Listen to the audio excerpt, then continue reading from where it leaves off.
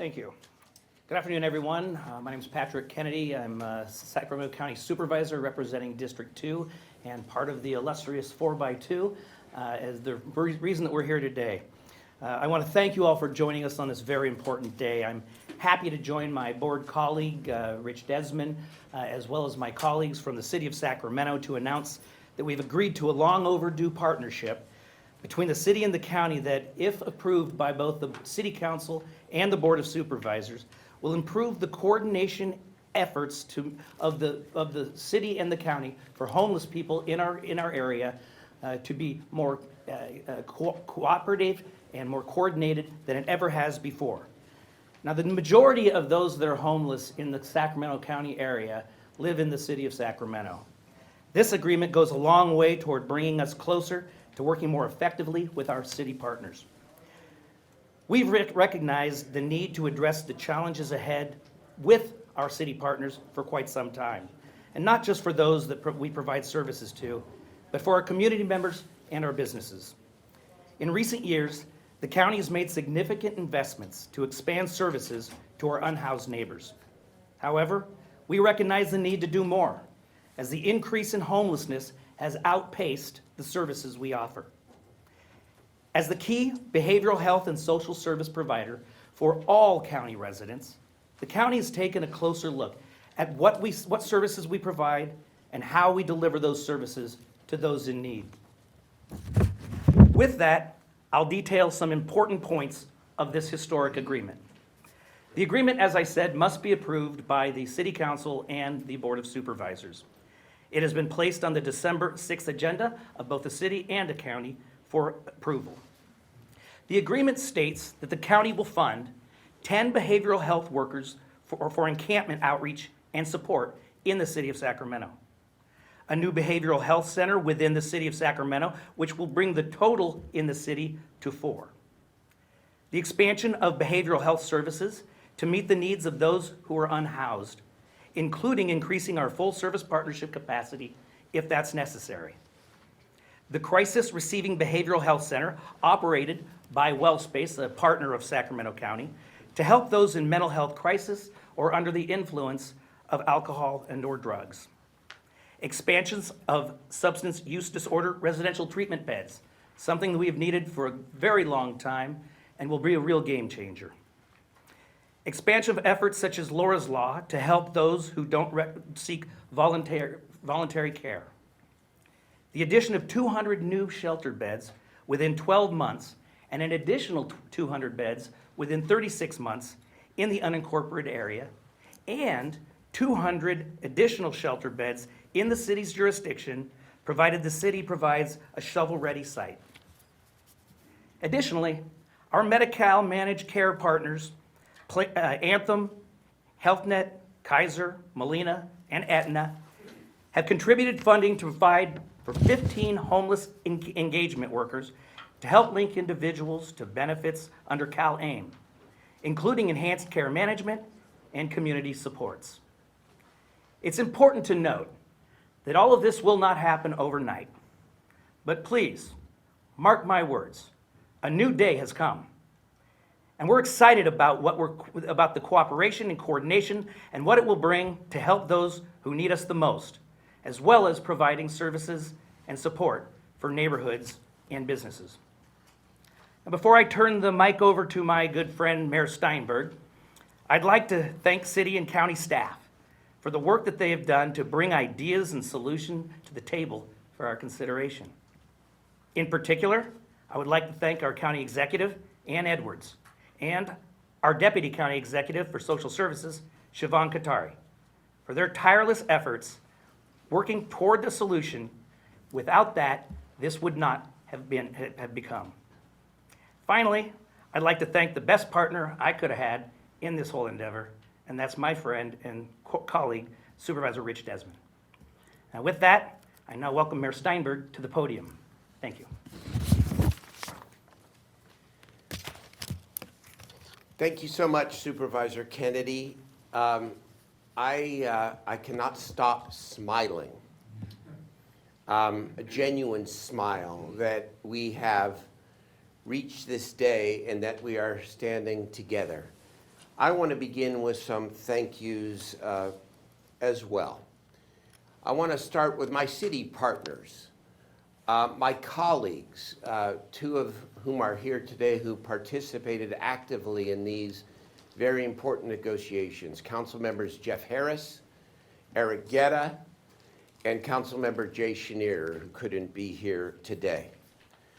I want to thank our great city manager, Howard Chan, for his unending work on creating this collaborative relationship and agreement with the County of Sacramento, as well as Mario Lada, who helped lead the negotiations. Thank you. Our city attorney and her team, Susanna Alcala.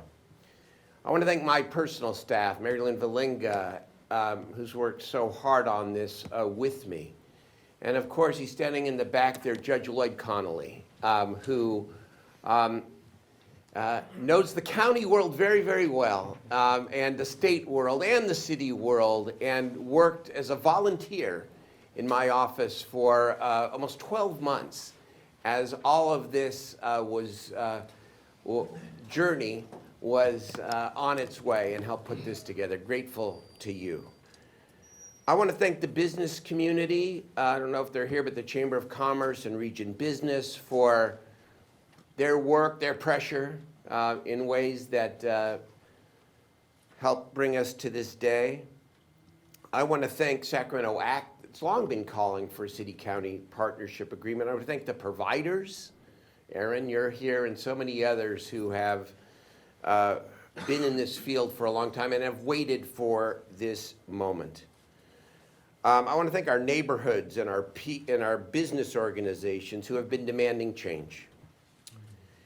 And I have not forgotten anybody, believe me, because now I want to extend my heartfelt thank you to the County of Sacramento, where we gather here today. Supervisors Kennedy and Desmond, you have done great work, and I'm grateful to both of you. Ann Edwards and Siobhan Qatari deserve tremendous amount of credit, as Supervisor Kennedy stated, for being creative and being willing. This county council and all who participated on the county side. It is no secret that the city and county have had our challenges together over the years. The journey that has brought us here today has not been easy. So I want to state loudly and clearly the following. With this agreement, the county is stepping up big time. They are taking a step that is bold, that is far-reaching, and that provides the best chance we've had together to impact this terrible problem that dominates the agendas of every major city and county in our state. The agreement that both sides, as Supervisor Kennedy said, will approve next Tuesday is comprehensive, it is detailed, and it is groundbreaking. Supervisor Kennedy covered a significant amount of the detail, and I know some of my colleagues will fill in the gaps, but here are the highlights from my perspective in the way that I say it. The city and county and the health plans, contracting with the counties, they're a key piece of this through the state, what's known as the state Cal-AIM reform, will add 50 outreach workers to aggressively intervene in the most problematic encampments in the city of Sacramento. 10 teams will be responsible for working 20 separate encampments per month in the city. That's not some little pilot. That's 20 encampments per month. Each team will have a clinically trained mental health worker funded by the counties with the authority to diagnose people with mental health and substance abuse issues on the spot and in the encampments themselves. The teams will also include housing navigators and peer specialists and the DCR representatives from the city of Sacramento. The size of the teams will vary with the size of and complexity of the particular encampment. For large encampments, the teams will spend whatever number of days or weeks are necessary to navigate people out into better conditions. Now, assertive outreach is a cornerstone of this agreement. Assertive community outreach. It's essential, but it is not enough. For several years, as you know, I have advocated both in Sacramento and in California for a legal right to housing, shelter, and care for people in the most desperate need. This agreement is the first of its kind, a voluntary legal agreement which requires the city and county to work together. Not just one side, but both sides to work together. Maybe more importantly, it will guarantee whatever it takes for the people in desperate need. Mental health services, substance abuse services, housing services, general assistance, whatever it takes will be guaranteed to help get people off the streets. Under the agreement, the services to be offered are first voluntary, and if necessary, the county agrees to invoke Laura's Law or other legal tools to require the individual to accept the help. Under the agreement, the county is also bravely committing to adding as many of what are called full-service partnerships under Prop 63, the Mental Health Services Act, which is the highest level of service for people with the most severe needs.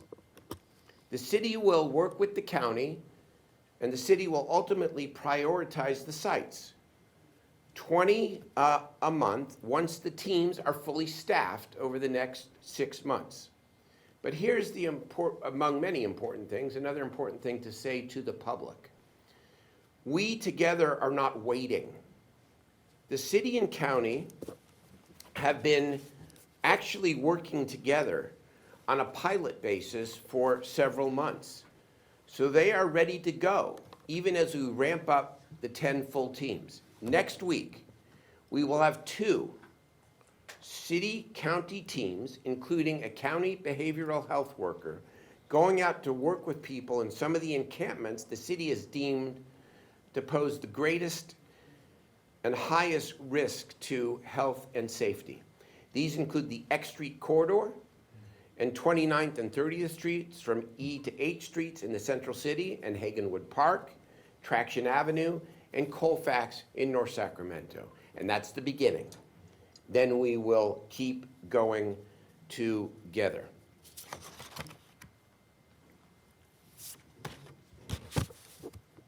The health and housing centered agreements, I want to make clear, do not preclude humane enforcement, because I know that's a question that's going to come up.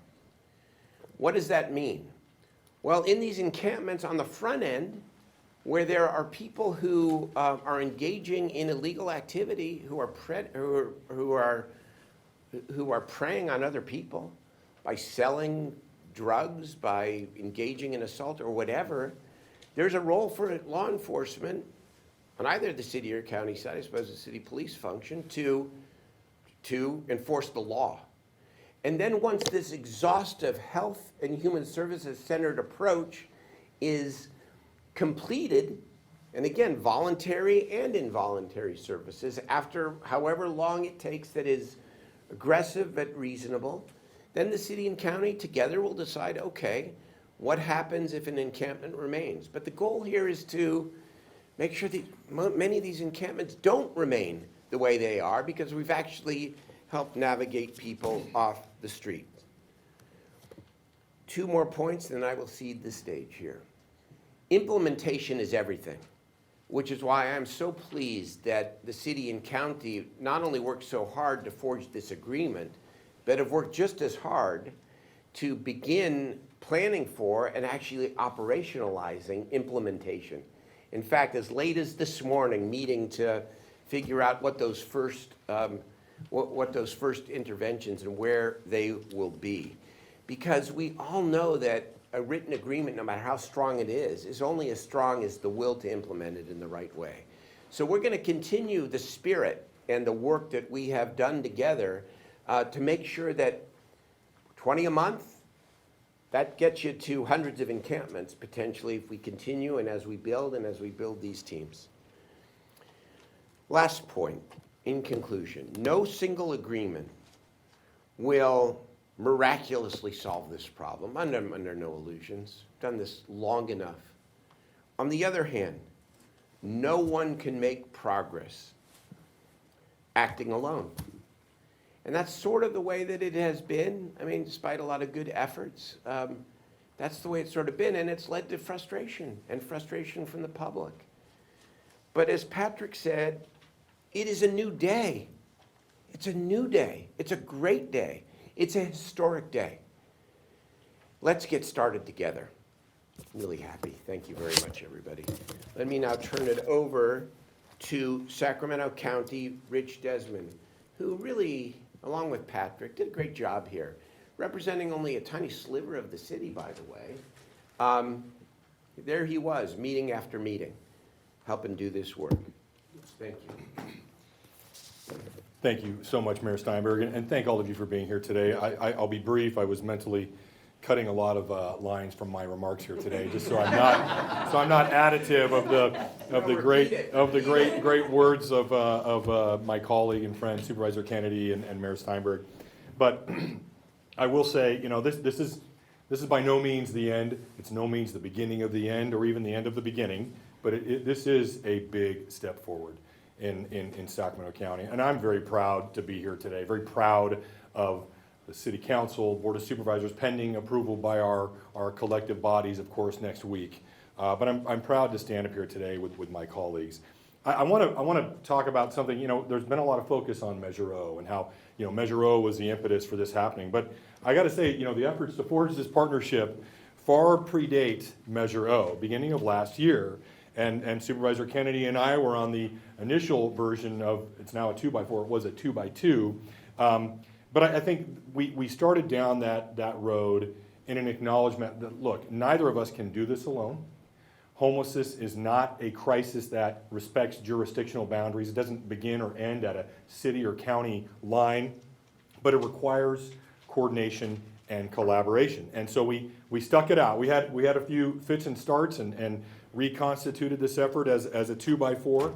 But I think the time it took to do this and those efforts also illustrate, the complexity of our homelessness crisis, not just in terms of the causes of homelessness, not just in terms of the things it's going to take to solve this crisis, but in terms of sometimes the lack of clarity around roles and responsibilities in the state of California. And that was something we really struggled with throughout the course of some of these negotiations.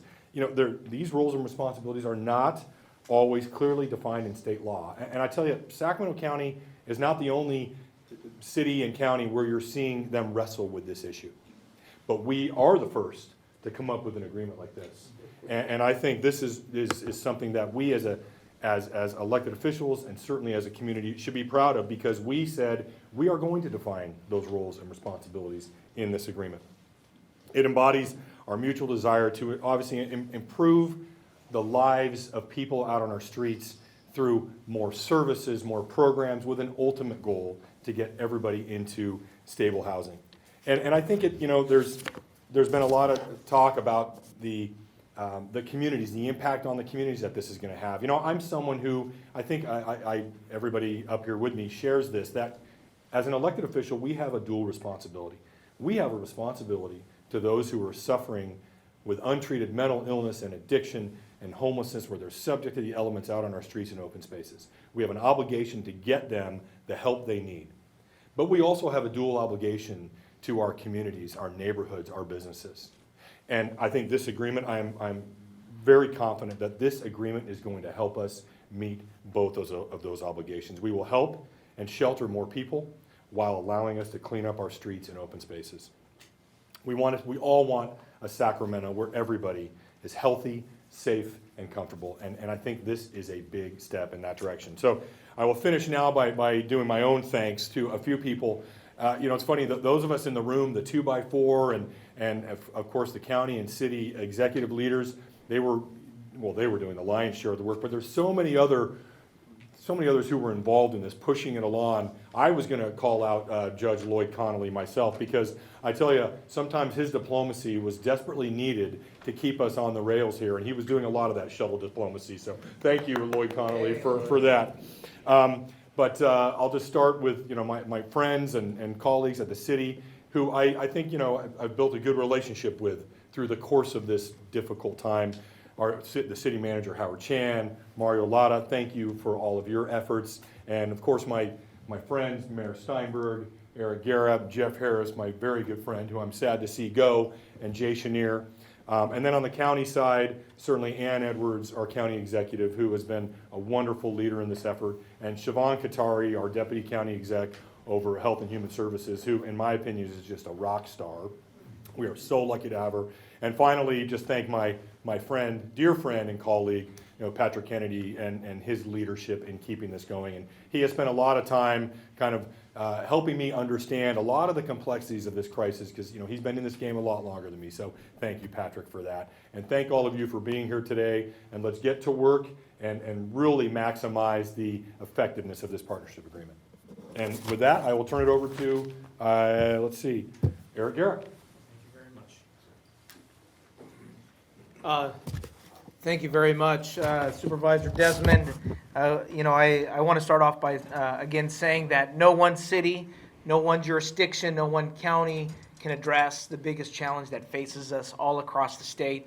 And the fact that we were able to do this here today, a legally binding partnership agreement. I want to thank Supervisor Desmond and Supervisor Kennedy and all of our county staff. Particularly because Supervisor Desmond also represents Council District 6, and I want to thank also Judge Lloyd Connolly, who was former council member of District 6. So thank you for that that work there. I'll start with my thanks as well. I do want to thank again my colleagues, Councilmember Jeff Harris, who's leaving us, Mayor Steinberg, and Councilmember Jay Chenier, who's not here, who all said. From the beginning, regardless of whether Measure O passes or fails, we know that the success of any outcome will be our ability to work together and using a legally binding partnership agreement where we are all committed to how our staff work together, what the outcomes look like, how we communicate, and how we provide relief and support for those who are experiencing homelessness and need mental health support and services, and how we support not only our businesses, but most importantly our neighborhoods who are asking for a significant change.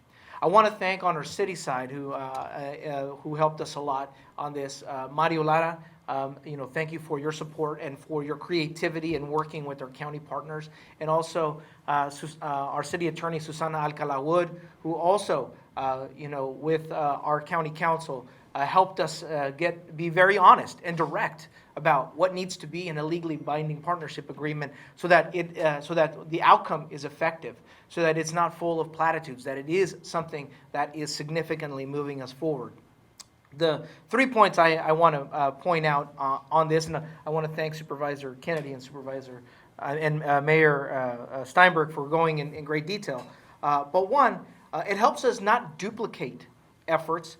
It helps us avoid these duplication of contracts, competing against our staff itself, avoiding situations where we're going after the same grants and resources to affect the same areas. Not only is the city within the county, but many times we have many council districts and areas where on one side of the street is county, on one side of the city, one side of the street is the city. It helps us make sure that we're most effective with limited tax dollars, limited dollars that we have to a very large problem. And whether they're state or federal or local, they're still tax dollars that our neighbors want us to be the most effective with this. It helps us have coordinated access in a way that we're making sure we're signing up as many people to the full service partnership program. And again, by not signing up as many people to the FSP, full service partnership, we're leaving money on the table that we desperately need here.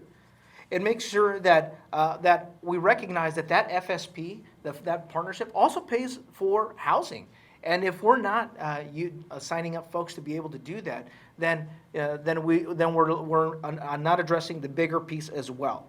It helps us make sure that we're thinking about all of the bigger pieces, so that that every state and federal dollar is going to help, again, affect our business, support our businesses, support our neighborhoods, but most importantly, the people who need those services by the FSP. It recognizes in there as well that we have more to do. We have to look and recognize that we need sobering centers in our county. That helps us with the people who are affected by substance abuse. It helps us in the work that our law enforcement is trying to do responsibly. And it also recognizes our joint effort on housing and making sure that the city commits to moving forward on building more permanent supportive housing so that that money that when we collect FSP can go to and be used in that appropriate way. Second, the legally binding partnership agreement, again, requires every 6 months a sense of accountability, that there will be a joint report, not one message over another, joint communication, an agreed upon report by both the city and the county to its boards about where we are on progress. Because if we're not showing accountability to the public and showing progress, then this is just paper that we're printing on. That in itself is legally in there. And finally, it has a dispute resolution process, not for us to compete against each other, but for us to work through our challenges and to figure out ways how we look at process improvement and not pointing fingers at one another. One, I have full confidence that our county and our council colleagues, elected partners, will vote on these partnership agreements to help us move together. We are asking them, obviously, to vote in support in this, but more importantly, I'm proud of the work that this 4x2 has done to say that we want to make sure that there is a very strong, publicly visible, and committed way of making a change in our city. I'm excited about the outcomes that it has for us. I'm excited about making sure that we make relief for our neighborhoods and making sure that we, as Sacramento, when I say that, Sacramento as a region is an example for our state. We have more work to do, and I know this will help us get there. With that, I want to welcome my colleague here who has been involved in this even before also I came on to council, Sacramento City Council member Jeff Harris. Good afternoon, everybody. Thank you, Eric. I appreciate that. Well, they left me to bat cleanup. I happen to do pretty good in that role. There are 2 points that I don't think have been discussed, but I would also like to thank our city and county staffs. They've all been called out. And to our city manager and county executive. This was a tough agreement to reach. You know, make no mistake about it. It took a lot of effort from all of the 4x2 and staff. I think our city attorney's office played a very significant role, as did Lisa Travis at the county. So Susan Alcala-Wood has been named, but Bo Parkhurst hasn't. And, you know, he was a significant player as well. The fact of the matter is that we can reach an agreement, but it has to be legal. It has to work within the legal framework under which we find ourselves these days, under Martin v. Boise and many other laws that have been imposed on our region. We have to find the tools to work within that legal framework, and I'd like to delineate a couple of them. So coordinated access was alluded to. It's an idea that Supervisor Desmond and I brought back from Haven for Hope in San Antonio. What it does is bring all of our service providers and our outreach teams together with one central database so that everybody who's encountered on the street, we will collect that information. We'll be able to use those data points to be much more effective in dealing with the homeless population. We'll know who we're talking to, what medications they need, what drugs they're addicted to. If they have been offered services in the past, if they've refused them, we'll know how many touches that we've had with those individuals. All of those data points are exceedingly helpful in helping us solve the individual issues. The fact of the matter is, what we're facing is a massive behavioral health crisis. And that's what we're up against. Without strong data, we can't get there. So I'm very pleased that the city and the county and the continuum of care are jointly funding the coordinated access program because it's really going to help us on the ground, on the street, to meet people where they are in their life and help move them along. We know that oftentimes the first encounter does not work for a homeless individual. Sacramento steps forward. Ryan Lufborough used to say it takes 10 touches before you start making real progress. And I think that's why Mayor Steinberg talks about these outreach teams and and really protracted continual outreach until we can get there and meet people with their needs squarely on the street. Which brings me to tool number 2. It started as the Shore Center, which we started at the city. The Substance Use Respite and Engagement Center, it's actually became so popular, it evolved into the Crisis Receiving Behavioral Health Center, which I think is a more appropriate name. We've served over 3,000 people in the last year and a half, or 3,000 overnight beds to help people come down off of drugs, which is very often the front porch or the first step to get people to the place where they can even think about accepting services. So we've taken it right down to the basics here. We know that drug addiction is a massive problem in our city and our county, that it affects a very high percentage of homeless individuals. And so now we have a tool to meet it head on. It's becoming very popular. It's getting state recognition. There's going to be more money available, and I'm exceedingly happy that the county is embracing the CRIB program. Thank you very much for that. And that supervisors are actually asking to have a CRIB center in their jurisdictions. This is tremendous. Look, I've been on the council for 8 years. When I campaigned for council, I said homelessness was the biggest problem that we have facing the city. I was right, and in all this time, I have been hoping for and reaching for collaboration with the county. I was on the original 2x2s with the county, and Supervisor Cerna and Kennedy and Steve Hansen. We talked about these issues, endlessly, trying to reach little points of agreement. But this is an historic agreement. This is a real, true collaborative effort between the city and the county, and it has been much needed for all the years that I've been here. Lastly, I'd like to say this. Enforcement is a tool that we also have to pay attention to. There are areas that are simply not tenable to have encampments around critical infrastructure. And we've adopted ordinance, to not have encampments within 500-foot radius of schools, of daycare centers. These things make sense. And also we need to protect our levees. As chair of our flood control agency for years, we must protect this critical infrastructure. So enforcement is a piece of the puzzle, and we can't take our eye off of that. But it's a creative balance. And this agreement brings that balance into equilibrium in a way that it never has been in the past. I'm greatly heartened by this. I thank everybody who has worked on this problem, and I agree with Mayor Steinberg. This is turning a page.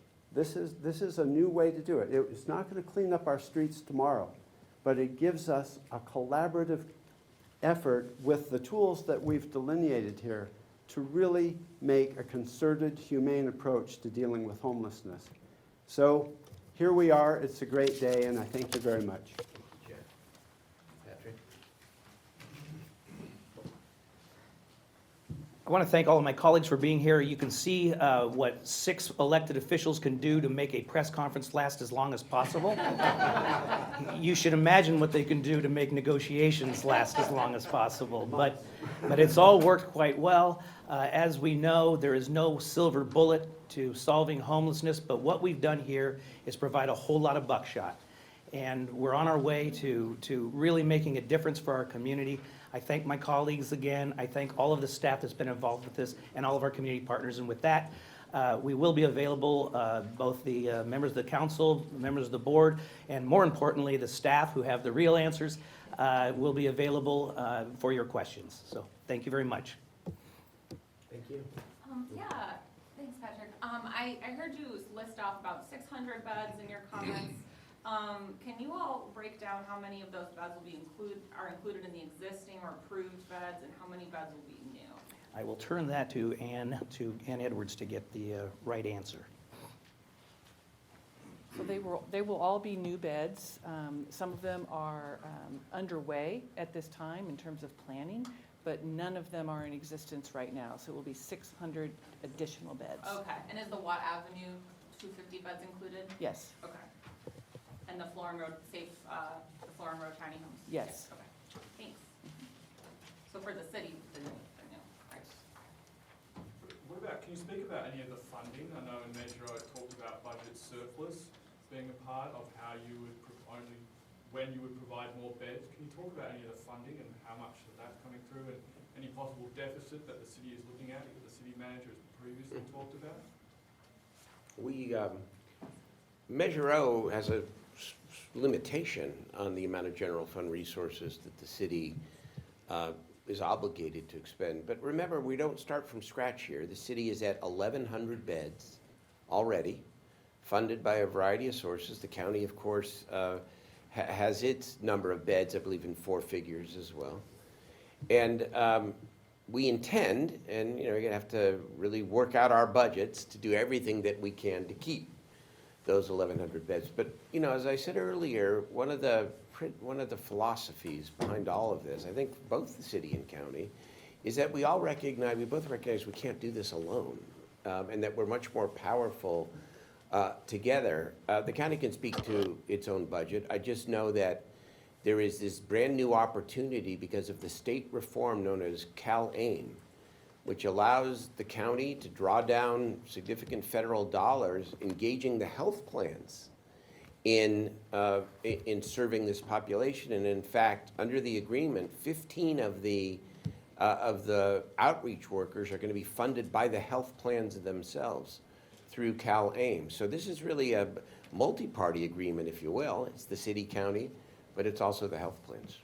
Can I add on to that? Go, please. So I'd like to add on that with Measure O, there are no funding limitations to this partnership agreement. So you're talking more about Measure O, and what you're referring to is the unobligated general fund surplus. So think of it as this way. That $5 million is the floor. We fully intend to do more than that, and we're already on our way to do that. And I want to go back to, I think, a couple points that everybody's mentioned here, but it's, if we're not doing everything we can on the coordinated side to maximize drawing down federal dollars, the expectation of new dollars, I think, is short-sighted. So the first thing that this partnership agreement does, again, is making sure that we're capturing as many people as we can in the FSP, so we're not leaving money on the table that is not within our own general fund already. Question for whoever wants it. The most recent point-in-time count by Sacramento County earlier this year identified more than 9,000 people who were experiencing homelessness. Obviously, I mean, the city and the county both have a certain existing number of beds, which I think is like 2,200, and then you're talking about adding another 600. But that still leaves more than 6,000 people on the streets. What are you going to do about it? I'll go first. First of all, you look at a 200 bed count, and that's not going to serve 200 people over the course of the year. It's going to be multiplied many, many times, because the key is, if we're getting people into these shelters and we're warehousing them, we've failed. The key is to get them in there, get them hooked up with the services that they need to be successful, and find them more permanent and stable housing, and move them out of there as quickly as possible and fill that bed again. I'll give you an example. There's a shelter that the county funds. It's actually in the city of Sacramento, that's operated by the Salvation Army.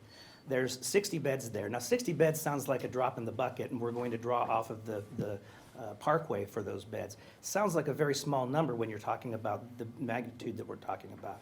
But 60 for 3 years, they have a record of getting people out of there within 9 months. Within 90 days.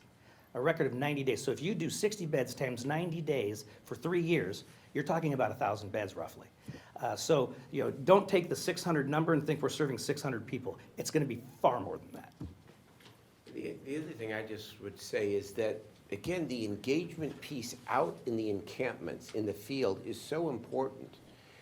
Not only for the reasons that Supervisor Kennedy just said, the idea is to create flow-through, but beyond that, there's also creativity. There's also, reuniting people with their families, for example. There can be roommate opportunity. I mean, there's all kinds of things that we can do. There are vacancies throughout, Sacramento, not enough of them. But the idea of having the will and the obligation to actually be out there and to have to serve the people one way or the other means that we're going to find solutions for people. We have to. That's the intent of this. Yeah. So I mentioned coordinated access. I think a really powerful aspect of that is that our outreach teams and our service providers will know exactly what housing stock is available on any given day just by looking at an iPad. Right now, many service providers have to make up to 16 calls to find out, is there a shelter bed available? You know, it's just duplicative effort. It's cumbersome. Coordinated access, I believe, will be a very valuable tool in using our housing stock to great efficacy as well. I have a question for the county. Just wondering with the behavioral health workers, are those going to be new workers? Where are you going to find them? I understand there's a shortage of that type of worker. Also, just wondering on the substance use disorder treatment beds, about how many are you estimating will be funded? I'm going to let Ms. Guattari answer the how many substance abuse treatment beds, but in terms of the behavioral health workers that we spoke of, those will be new staff. A few of them have already been hired, and we are continuing to recruit and hire. It's taking longer than we would like, but we have been able to hire some people, and we will continue a significant effort in that vein.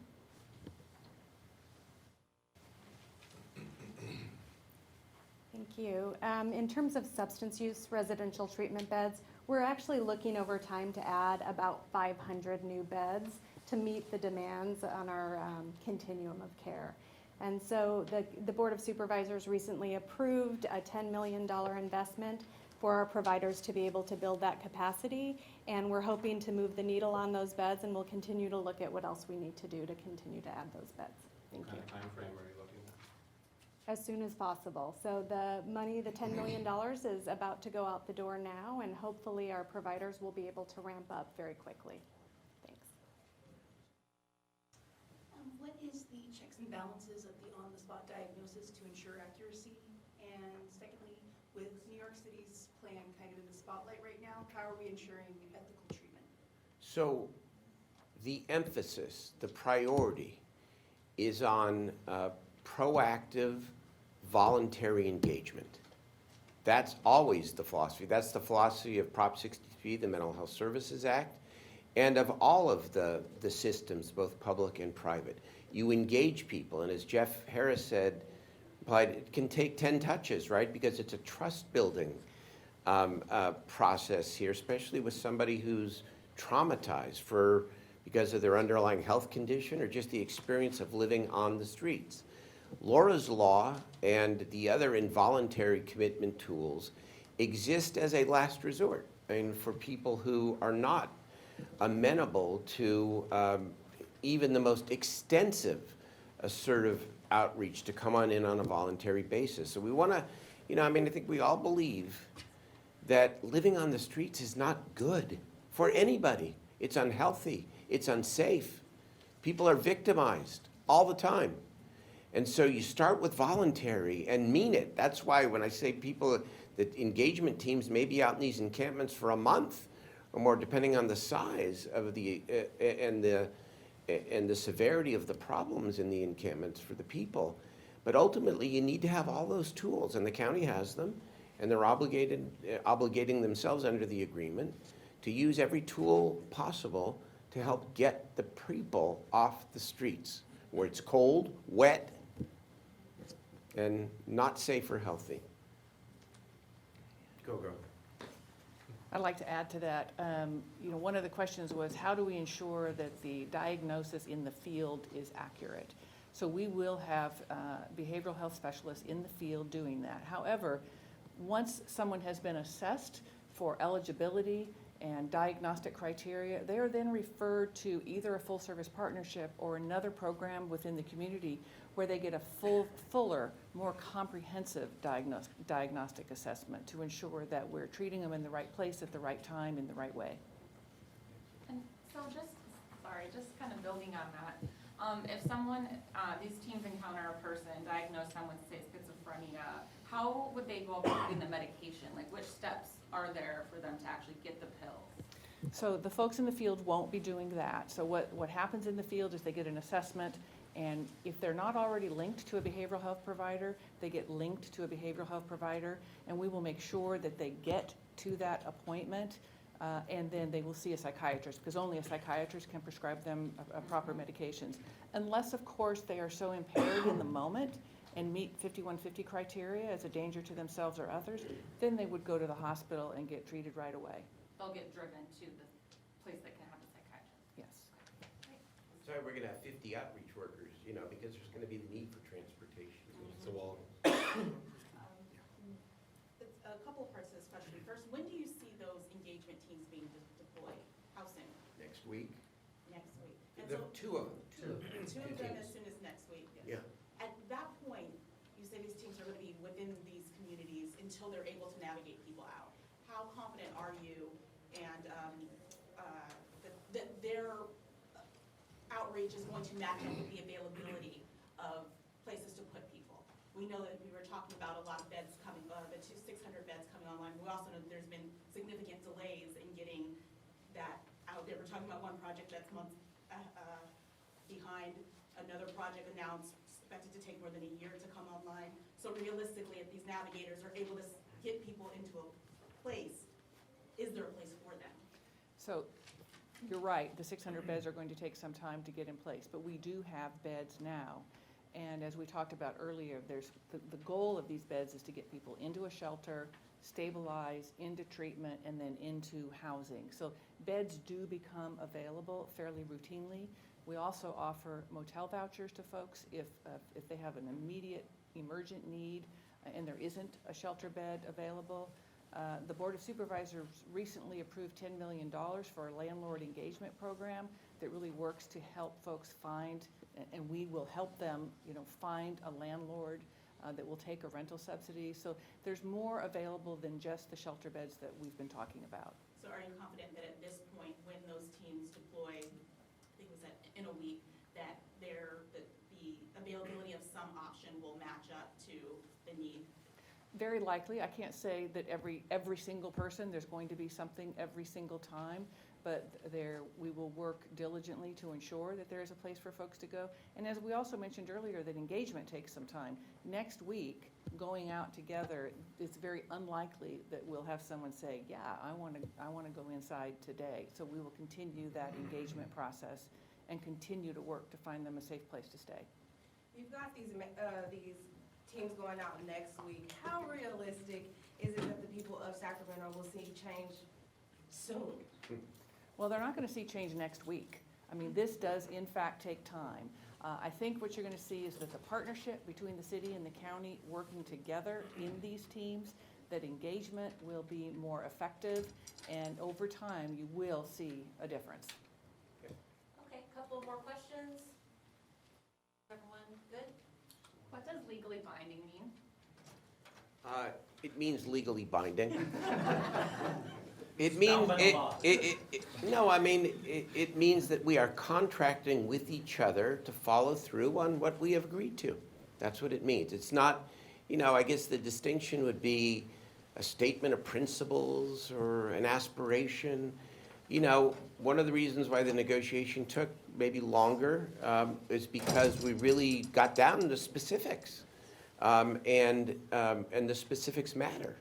Because the intent has always been there, but actually negotiating the details and binding ourselves legally to one another to follow through is very, very important. So who holds That's you what it guys means. accountable to follow through on this if it's a legal binding agreement between you and the county? Who's holding each Well, the other public, accountable? you, and rightfully so, and all the providers, the homeless population itself, the business community, the neighborhoods. And as somebody said, we're going to report back regularly. I know the teams are already working on a transparent communications tool that shows where the next encampments are. All that, we're heightening the communication and the transparency. And so we're accountable. But I do think the question you asked Ann Edwards earlier is it's important to reiterate. It's, I think, important, and I've learned this, to overperform and not overpromise and then come up short, right? It's important to have vision and aspiration and all that. And so my view of this is the guy that always sets the big stretch goal here is that this is going to take some time. It is. This is a culture shift. And it is going to take some time. And I don't know that the public is going to see the results right away, but what they are going to see is active engagement in an average of 10 encampments a month. That in and of itself is going to make a difference. But here's, not to end on a negative, but here's the one thing we cannot prevent. And where we need help from the federal government, for example, we've got 6,000 people on our tenant assistance waiting list, right? So we get people off the streets, and the county is, by the way, engaged in the same thing. We get people off the streets, and we're going to, in large numbers. Oh my God, we have to do everything we can to prevent the next cohort of people from becoming homeless, because then we will help a lot of people, but the public will continue to be frustrated. So we have many challenges, but I'm telling you, better together, greater chance together that we can achieve the result that the public wants. Sounds Thank like you. you're skeptical about affordable housing then, once you get the people off the streets. This is not a magic wand. Affordable housing, the county's doing a lot more in affordable housing. We just put $35 million into almost 3,000 additional units. I mean, we're all gonna, we know that's a big part of the equation. This is a foundation and a major one. If I could just real quickly, everybody looks at everything as either or in this situation, and it's not. We have to get people off the street as quickly as possible, get them stabilized, get them the help they need, get them the support they need in order to make them able to provide for themselves and live in a stable environment. We have to do that. That's critical. At the same time, we can't take our eye off the ball on what's incredibly important, and that's affordable housing. And both the city and the county are engaged in doing both of those things, as they like to say, chewing gum and walking at the same time. Rich does. I'm gonna add one more thing. Yeah, thank you. I was gonna use that line. See the mentorship from Supervisor Kennedy for me? But I want to say, there's a focus on this agreement. This agreement is about the county's commitment to doing certain things to support, in the city of Sacramento, to support the city of Sacramento, working vis-a-vis the city of Sacramento. It is certainly not a reflection of everything that's going on. There is an awful lot more that our respective jurisdictions are doing independently, together, and a lot of those revolve around permanent supportive housing, interim housing, and the county, at least with the Board of Supervisors, I know the mayor mentioned how many millions that the city has committed. At the Board of Supervisors, we're doing the same thing. So I want to make sure that you don't walk away from here thinking that the four corners of this agreement encapsulates everything, because it certainly doesn't. And That's another press conference. the last thing on that, it can't be just on that issue. I mean, the issues that are affecting people who fall into homelessness or in these situations, they're affected by other issues of access to transportation and then our regional housing challenges. It isn't just about how much we're building within the city. And I do want to recognize how SACOG most recently funded a project in both Supervisor Kennedy is in our district, which is the San Juan Motel for the cost of infrastructure. Many of our areas where we want to actually build a permanent supportive housing, affordable housing, the cost of sewer or water infrastructure on itself it prevents us from even getting to building a door up. So I think it's, again, incumbent upon all of our systems to be thinking about in this format, how we are better coordinated in our effort to do that. And by having an entity like SACOG, and even just the city and county, that's how we'll make a real effort in the overall impact in our region. Okay, thanks so much, everyone. Thank you.